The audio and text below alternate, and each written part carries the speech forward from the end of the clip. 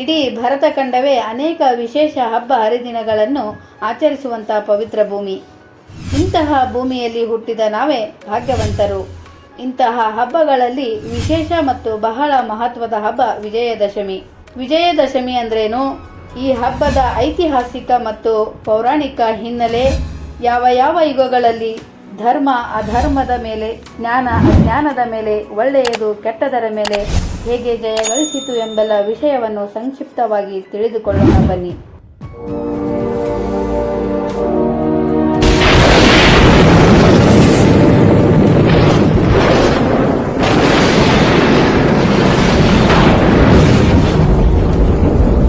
ದಶಹರ. ದಶ ಅಂದರೆ 10, ಹರ ಅಂದರೆ ಸೋಲಿಸುವುದು. ದಶಹರ ನಂತರ ಕನ್ನಡದಲ್ಲಿ ಇದೇ ದಸರಾ ಆಯಿತು. ಹಿಂದೂ ಚಾಂದ್ರಮಾನ್ ಕ್ಯಾಲೆಂಡರ್ ಅಶ್ವಿನ್ ತಿಂಗಳಿನ 10ನೇ ದಿನ ಒಳಿತು ಕೆಡುಕಿನ ವಿರುದ್ಧ ವಿಜಯ ಸಾಧಿಸಿದ ದಿನ. ವಿಜಯದಶಮಿ ನವರಾತ್ರಿ ಉತ್ಸವದ ಕೊನೆಯ ದಿನ. ಪಾಂಡವರು ಶತ್ರುಗಳ ಮೇಲೆ ಜಯ ಸಾಧಿಸಿದ ದಿನ ಎಂದು ಹೇಳಲಾಗುತ್ತದೆ.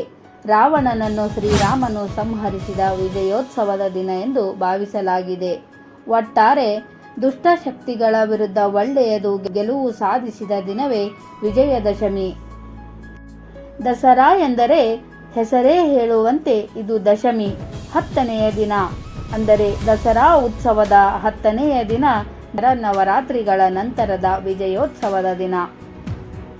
9 ದಿನಗಳ ಕಾಲ ನಡೆಯುವ ನವರಾತ್ರಿ ಹಬ್ಬದ ಕೊನೆಯ ದಿನವೇ ದಶಮಿ. ವಿಜಯದಶಮಿ ಎಂದು ಈ ದಿನವನ್ನು ಕರೆಯಲಾಗುತ್ತದೆ.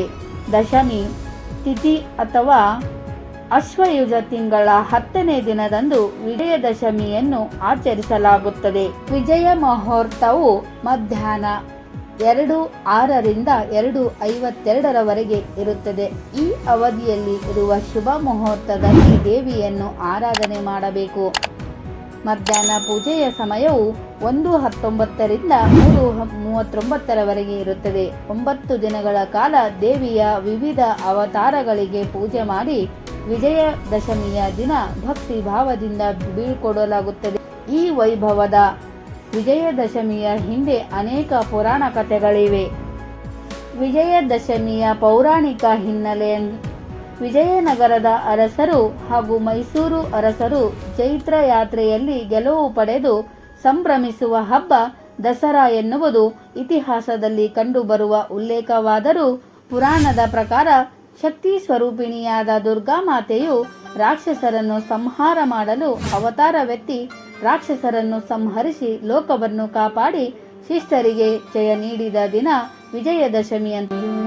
ತಾಯಿ ದುರ್ಗಾದೇವಿಯು ಮಹಿಷಾಸುರನ ಸಂಹಾರ ಯಾವ ರೀತಿ ಮಾಡ್ತಾಳಂತಂದ್ರೆ, ಅಸುರರ ದೊರೆಯಾದ ಮಹಿಷಾಸುರನು ದೀರ್ಘ ತಪಸ್ಸು ಮಾಡಿ ಯಾವುದೇ ಮನುಷ್ಯನಿಂದ, ದೇವರಿಂದ ಅಥವಾ ವಿಶಿಷ್ಟ ಶಕ್ತಿಯಿಂದ ತನ್ನನ್ನು ಸಂಹರಿಸಲು ಸಾಧ್ಯವಾಗಬಾರದು ಎಂದು ಬ್ರಹ್ಮನಿಂದ ವರವನ್ನು ಪಡೆದಿದ್ದನು. ವರ ಸಿಕ್ಕಿದ ಕೂಡಲೇ ಅಹಂಕಾರದಿಂದ ಜನರಿಗೆ ಮತ್ತು ದೇವತೆಗಳಿಗೆ ತೊಂದರೆ ಕೊಡಲು ಆರಂಭಿಸಿದ. ಈತನ ಉಪಟಳವನ್ನು ತಾಳಲಾರದೆ ದೇವತೆಗಳು ತ್ರಿಮೂರ್ತಿಗಳಾದ ಬ್ರಹ್ಮ, ವಿಷ್ಣು, ಮಹೇಶ್ವರನ ಮೊರೆ ಹೋಗುತ್ತಾರೆ. ತ್ರಿಮೂರ್ತಿಗಳು ತಮ್ಮ ಶಕ್ತಿಯನ್ನು ಸೇರಿಸಿ ದುರ್ಗಾಮಾತೆಯನ್ನು ಸೃಷ್ಟಿಸುತ್ತಾರೆ.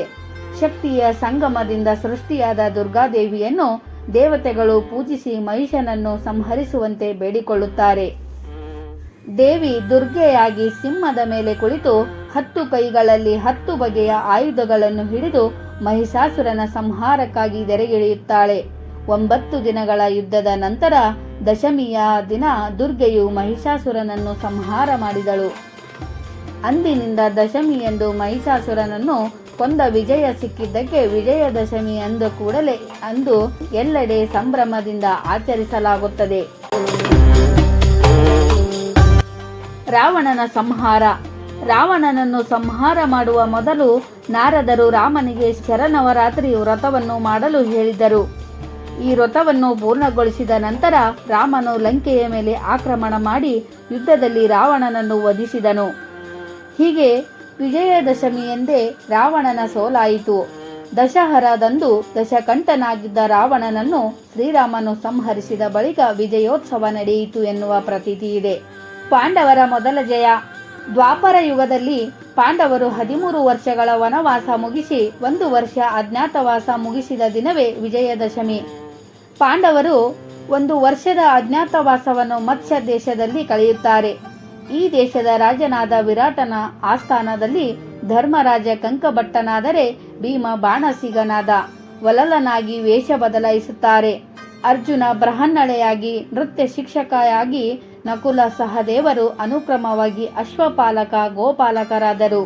ದ್ರೌಪದಿ ಸೈರೇಂದ್ರಿಯಾಗಿ ವಿರಾಟನ ಪತ್ನಿಯಾದ ಸುದೇಶ್ನೆಯ ಸೇವೆಯಲ್ಲಿ ನಿಲ್ಲುತ್ತಾಳೆ.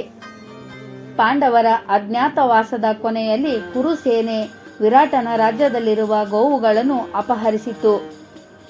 ಈ ಸಮಯದಲ್ಲಿ ವಿರಾಟನ ಪುತ್ರನಾದ ಉತ್ತರಕುಮಾರ, ನಾನು ಕುರುಸೇನೆಯನ್ನು ಸೆದೆಬಡಿಯುತ್ತೇನೆ ಎಂದು ಹೇಳಿ ಜಂಬ ಕೊಚ್ಚಿಕೊಂಡು ಯುದ್ಧಕ್ಕೆ ಹೊರಟಿದ್ದ. ಬೃಹನ್ನಳೆಯನ್ನು ಸಾರಥಿಯನ್ನಾಗಿ ಮಾಡಿ ಯುದ್ಧಕ್ಕೆ ಕರೆದುಕೊಂಡು ಹೋದ. ಯುದ್ಧದಲ್ಲಿ ಸೋಲು ಸಮೀಪವಾಗುತ್ತಿದೆ ಎಂದಾಗ ಉತ್ತರಕುಮಾರ, ಯುದ್ಧದಿಂದ ಹಿಂದಕ್ಕೆ ಸರಿಯುತ್ತೇನೆ, ದಯವಿಟ್ಟು ಇಲ್ಲಿಂದ ತೆರಳೋಣ ಎಂದು ಹೇಳುತ್ತಾನೆ. ಈ ವೇಳೆ ಬೃಹನ್ನಳೆ ರೂಪದಲ್ಲಿದ್ದ ಅರ್ಜುನ ಅಜ್ಞಾತವಾಸದ ಸಮಯದಲ್ಲಿ ಬನ್ನಿ ಮರದಲ್ಲಿ ಬಚ್ಚಿಟ್ಟಿದ್ದ ಶಸ್ತ್ರಾಸ್ತ್ರವನ್ನು ತೆಗೆದು ವಿರಾಟ ರಾಜನ ಶತ್ರುಗಳನ್ನು ಸೋಲಿಸುತ್ತಾನೆ. ನವರಾತ್ರಿ ಹಬ್ಬ ಮುಗಿಸಿ ದಶಮಿಯಂದು ಕುರುಸೇನೆಯನ್ನು ವಿರಾಟ ಸೇನೆ ಸೋಲಿಸುತ್ತದೆ. ಈ ವಿಜಯದ ಕುರುಹಾಗಿ 9ನೇ ದಿನ ಆಯುಧ ಪೂಜೆಯನ್ನು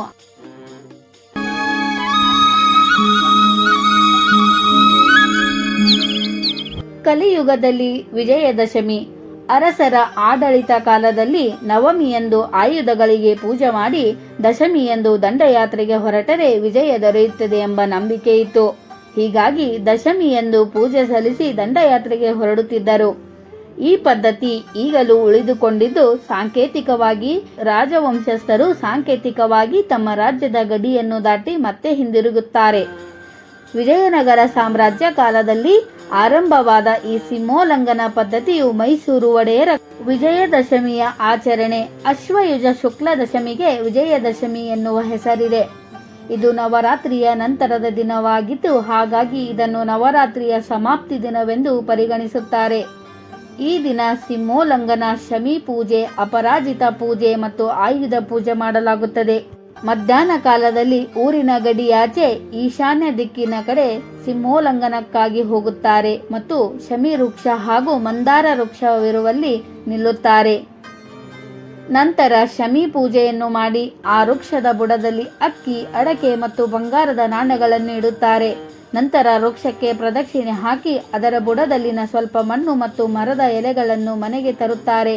ಶಮಿಯ ಎಲೆಗಳನ್ನಲ್ಲದೆ ಮಂದಾರದ ಎಲೆಗಳನ್ನು ಬಂಗಾರವೆಂದು ದೇವರಿಗೆ ಅರ್ಪಿಸುತ್ತಾರೆ ಮತ್ತು ಆಪ್ತರಿಗೆ ನೀಡುತ್ತಾರೆ. ಈ ಬಂಗಾರವನ್ನು ಕಿರಿಯರು ಹಿರಿಯರಿಗೆ ಕೊಡಬೇಕೆನ್ನುವ ನಿಯಮವಿದೆ. ಆಯುಧ ಪೂಜೆ ವಿಜಯದಶಮಿಯಂದು ರಾಜರು, ಸಾಮಂತರು ತಮ್ಮ ಶಸ್ತ್ರಾಸ್ತ್ರಗಳನ್ನು ಸ್ವಚ್ಛಗೊಳಿಸಿ ಸಾಲಾಗಿ ಇಟ್ಟು ಪೂಜೆ ನಡೆಸುತ್ತಾರೆ. ಹಾಗೆಯೇ ನಮ್ಮ ರೈತರು ಮತ್ತು ಕುಶಲಕರ್ಮಿಗಳು ತಮ್ಮ ಶಸ್ತ್ರಗಳ ಪೂಜೆ ಮಾಡುತ್ತಾರೆ. ಕೆಲವರು ಆಯುಧ ಪೂಜೆಯನ್ನು ನವಮಿಯಂದು ಆಚರಿಸುತ್ತಾರೆ. ಈ ವಿಡಿಯೋ ನಿಮಗೆ ಇಷ್ಟವಾಗಿದ್ದಲ್ಲಿ ಲೈಕ್, ಕಮೆಂಟ್, ಶೇರ್ ಮಾಡುವುದರ ಮುಖಾಂತರ ಈ ತಾಯಿಯ ಆಶೀರ್ವಾದವನ್ನು ಪಡೆದುಕೊಳ್ಳಿ.